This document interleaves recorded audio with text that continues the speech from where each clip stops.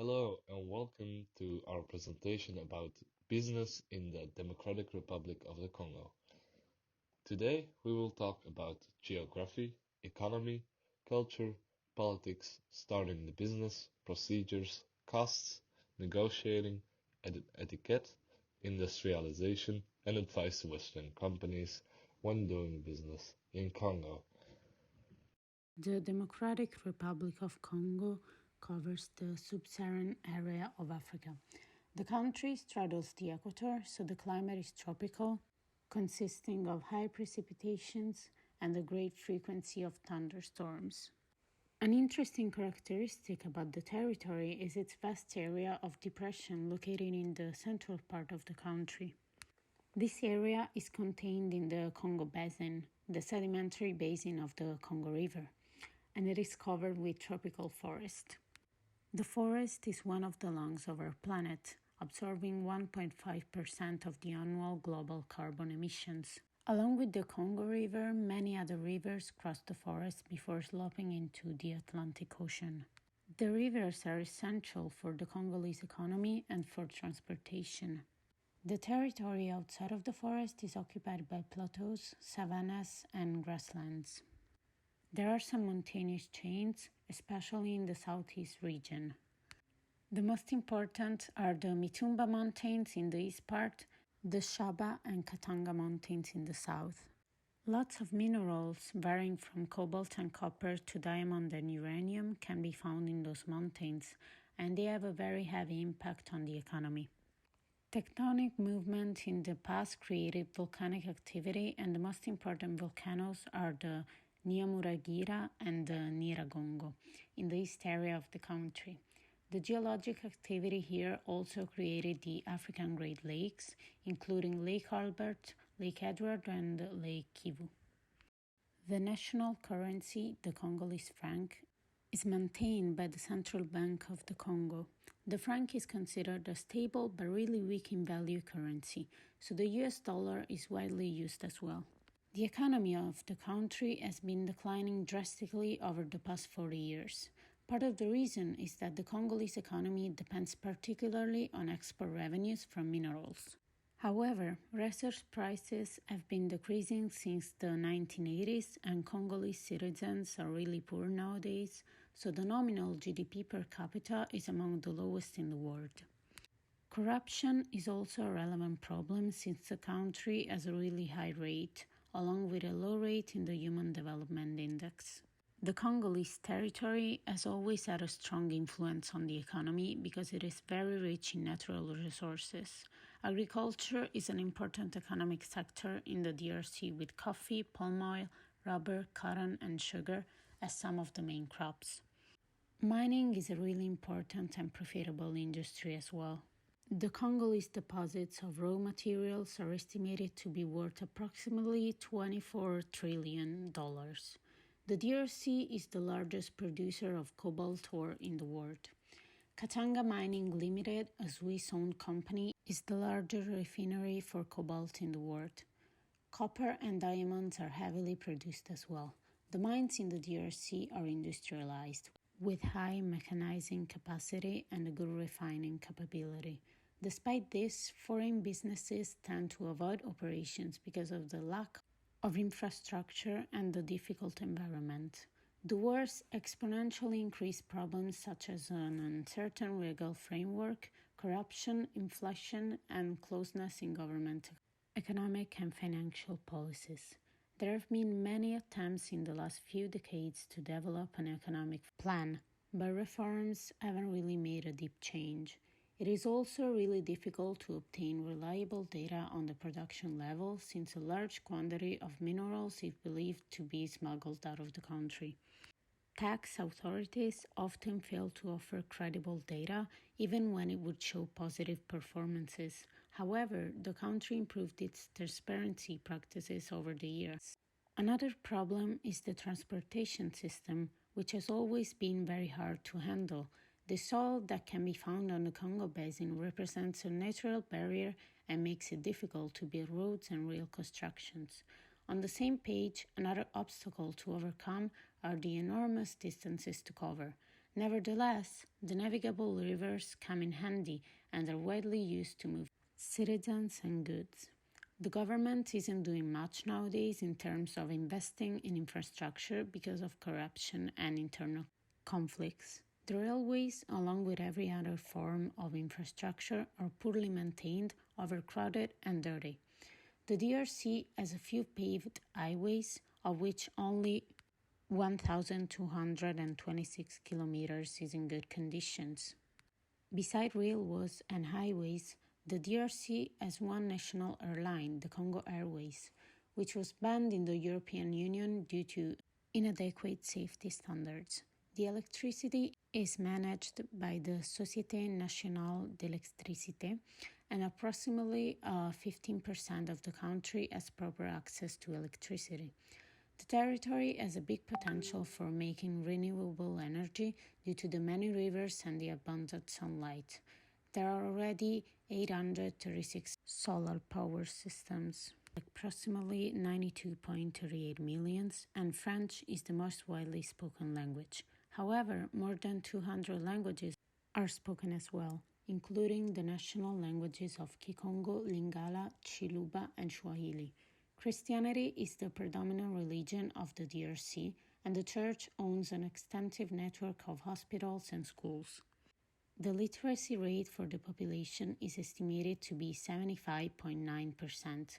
Given the unstable situation in the country, it is difficult to obtain reliable migration data. However, evidence suggests that the DRC continues to be a destination country for immigrants. Additionally, the country's mines attract many workers. Many sports are played in the DRC, and the country is especially famous for its professional basketball, NBA, and football players. The culture reflects the diversity of its hundreds of ethnic groups.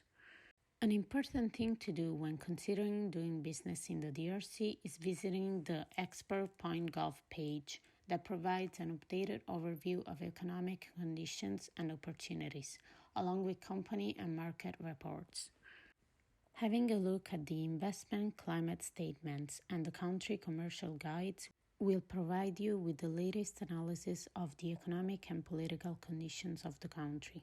At the beginning, companies must fill in a formula unique in order to register with the Commercial Registry, the Tax Administration, the Ministry of Labor, and the National Institute for Social Security.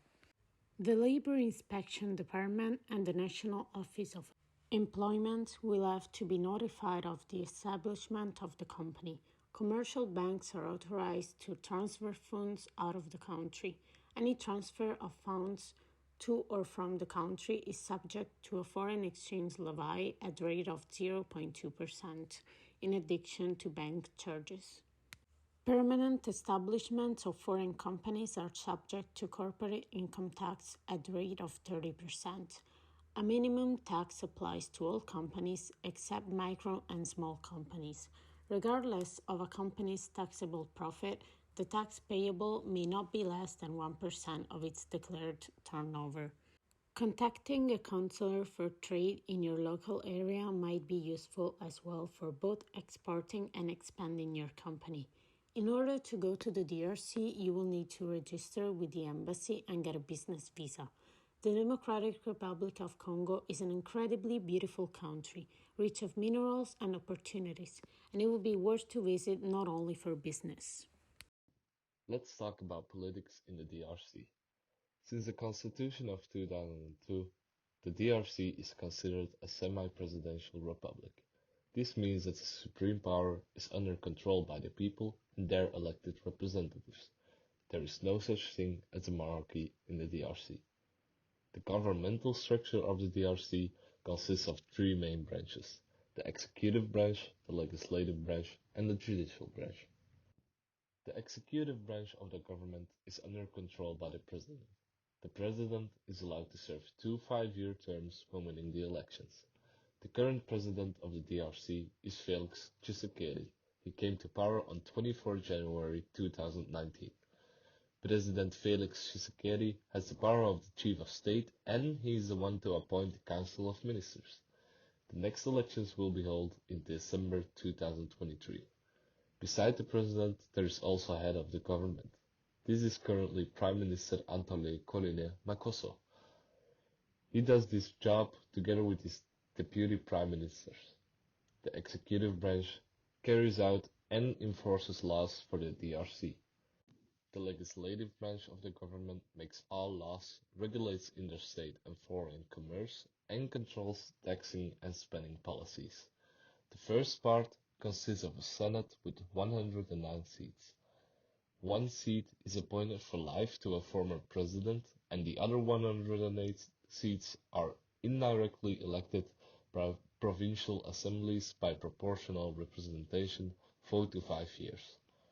The second part consists of a National Assembly with 500 seats. These seats are all elected. The final branch of the government is the judicial branch. The highest court in the DRC is the Court of Cassation, or in official language, Cour de Cassation. This court has 26 justices. Other than that, Congo has a constitutional court, and the judges don't get publicly elected, but are chosen by, for example, the president or the Judicial Service Council. Taxes in the DRC work a little bit different than here. For example, the corporate income tax is 30%. That's the corporate income tax, so that means that it's the tax you pay on any profits you make, not on revenue. There's a 16% VAT, that's value added tax, so that has to be calculated into the price when you sell a product in the DRC. And then there's a profit tax of about 24 to 27%. When you want to employ someone in the DRC, you first have to uh, put the job offer on the National Employment Office, and after that, you can legally start looking for employees, doing solicitations and everything. And then, after you finally found the right fit for your company, you can just notify Social Security of the employment of the person, and then you should be around set for one employee. The biggest sectors in the DRC. The three biggest ones are mining industry, agriculture, and tourism. Mining industry is mostly the biggest because of the massive size and the amount of gemstones and precious metals found in the soil. Um, the agriculture sector is very massive because of the massive size of the country and the fertile soil. And then the tourism sector because of the beautiful nature and the beautiful country that the DRC is. So, how to negotiate in a DRC? There are particular things that we have to know when we go to the DRC, Congo, to negotiate with them.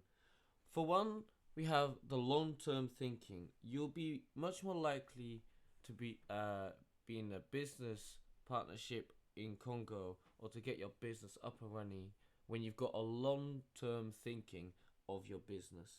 They really like to gather a lot of information and interest around a big long project that will help their country. The second one is hierarchy. There's a big hierarchy in Congo, and it's very important. And the top has a lot of respect from all the rest. And even if you don't agree with uh, the boss's decision, you'll go with it. And it's very important to know that when you go there, because they like to have big conversations with a lot of people, but you have to try and convince the main man, the boss, because he's the one with the most respect and the most authority. The third one is national pride. This comes out of my own experience as well with talking to the embassy in Congo, but we could definitely notice that they have immense national pride. They love their country, they love their um, environment, they love what they're doing for the trees and the forestry in Congo. They're very proud of how well they're doing regarding um, regarding the electricity usage and electric cars, and they're really proud of how well their country is growing. The Congolese are generally known as very warm, welcoming people. They are open to other origins and cultures. Anyways, just like in Belgium, there are some etiquette rules that everyone has to follow. This also applies to entrepreneurs who just planned a business meeting to this wonderful country. In Congo, extra care should certainly be taken with officials. In this part of our presentation, we will discuss 10 business etiquette everyone should take note of when going on a business trip to Congo. Although this is an obvious thing for most European people, it is certainly not one that shouldn't be mentioned. Giving handshakes at arrival and departure is a must in the DRC. All genders should be given a handshake as a sign of respect.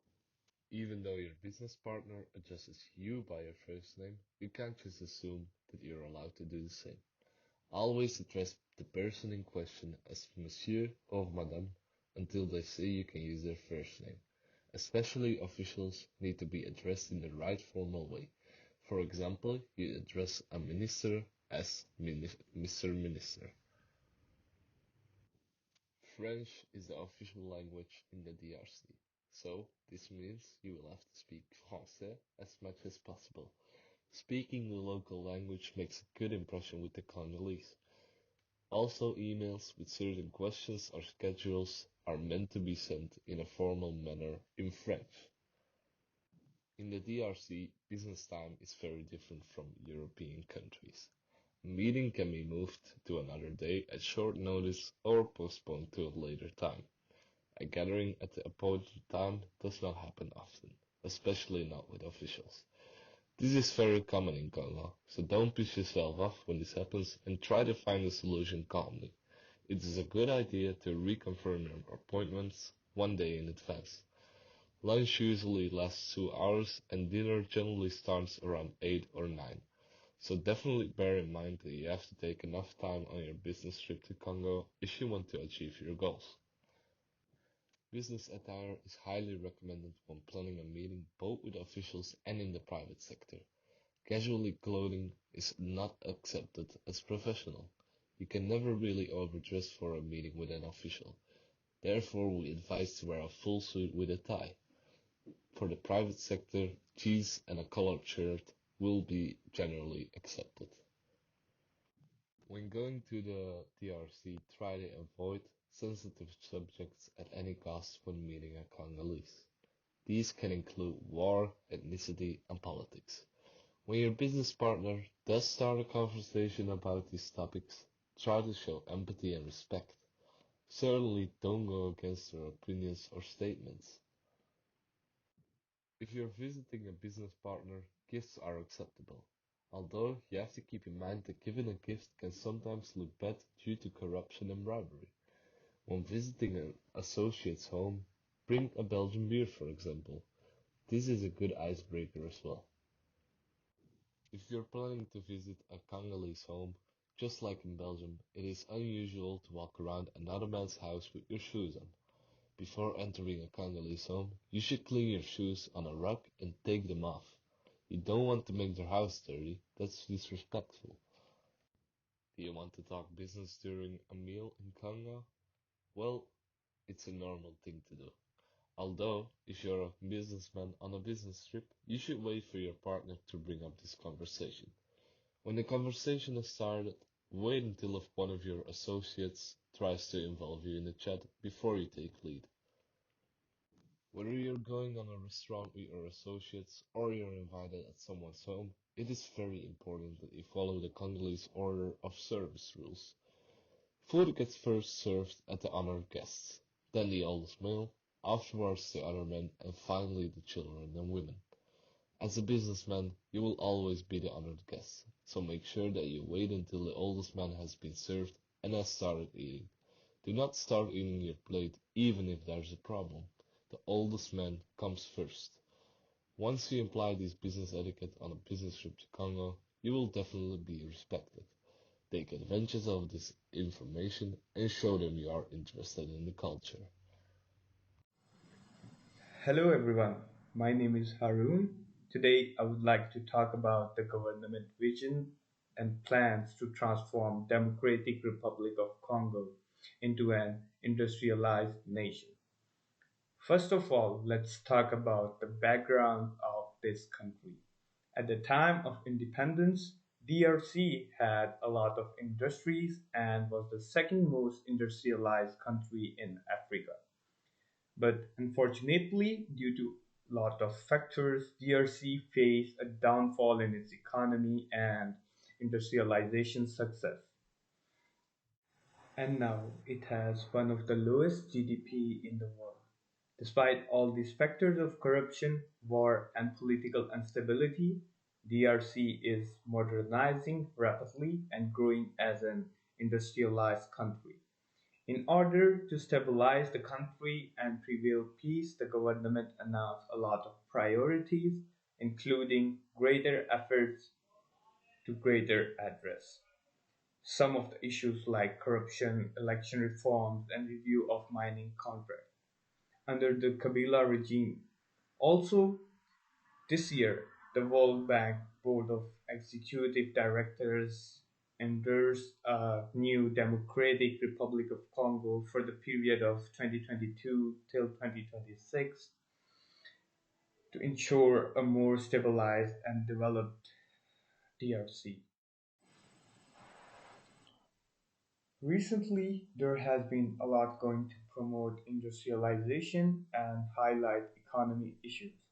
In September 2013, the International Conference about the Great Lakes region was penned by a group of 12 countries. In this conference, the goal was to promote development in this region. These countries have pledged to strengthen regional cooperation, including economic integration, with special consideration for the exploitation of natural resources. In 2016, Democratic Republic of Congo has representatives from 13 countries gathered in Kinshasa. They gathered to discuss investment opportunities. The discussions include the dozen key development projects. The latest World Bank evaluation of the country shows that the rate of poverty fell down from 71% in 2005 to a 63% in 2012. From June 30, 2022, the estimated World Bank portfolio in DRC includes 21 national projects that are worth 6.71 billion. This will help and develop economic management and will speed up the industrialization process. My suggestion to Western investors is the minerals found in DRC are very rare and very abundant. People have stopped investing in this country because of the corruption and poverty, but as we know, the government has started to collaborate with different countries and organizations to improve the economic conditions and industrialization. Now is a good time to make a long-term investment in the Republic of Congo with a good plan to move forward with. Thank you very much for listening, and we hope we have convinced you to come and do business in the DRC.